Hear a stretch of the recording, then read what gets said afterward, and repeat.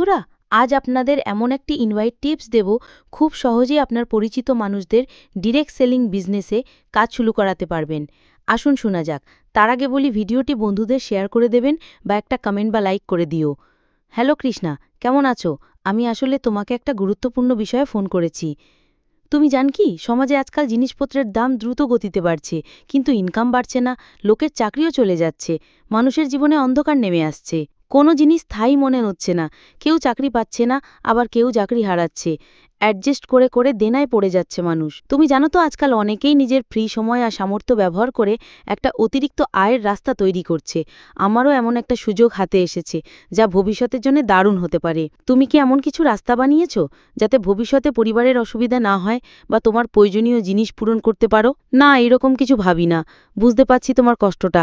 আমার হাতে একটা সুযোগ আছে, তুমি কাজে লাগাতে পারো। এটা ফোনে বিস্তারিত বোঝানো যাবে না।